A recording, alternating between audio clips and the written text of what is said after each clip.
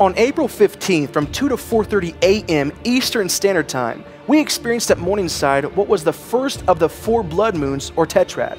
Was it kind of wild, Rick? It was really cool watching. Like we watched it from the very beginning of the peak and then to the full point of its changing colors. As Pastor Mark Biltz explains, God uses the sun, the moon, and the stars for signs and seasons. I mean, we wonder why God created the sun and the moon, and we think it's for light and heat.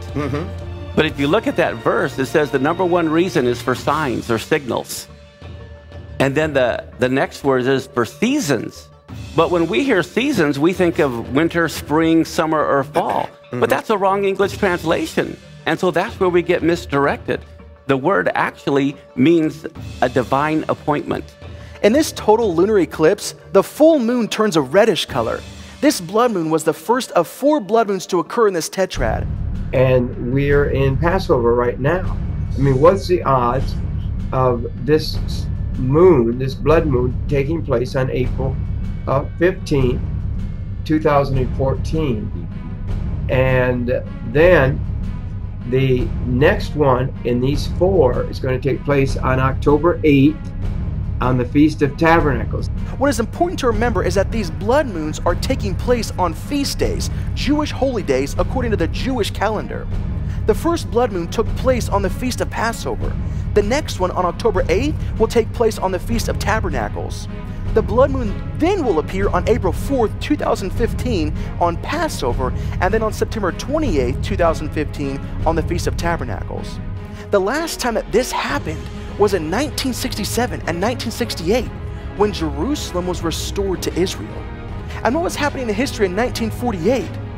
They reclaimed Israel as a nation. And what happened in 1949 and 1950? You guessed it. 4 blood moons, a tetrad that fell on Jewish holy days. And so I see these 4 blood moons as 4 flashing red warning lights to Israel. You better not divide my land.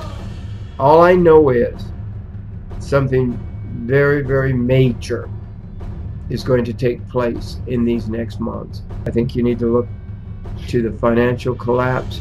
I think you need to look to war in the Mideast, situation in Israel, something that perhaps is so devastating in the United States that will drive the Jews back to Israel. So there's going to be signs in the heavens, and God is saying something.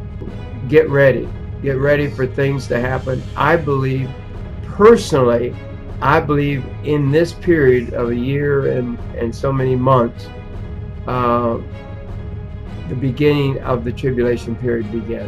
It's overwhelming to see this happen, not just to see an eclipse, but to see this event that takes place on Passover and the very time we celebrate Easter also this week.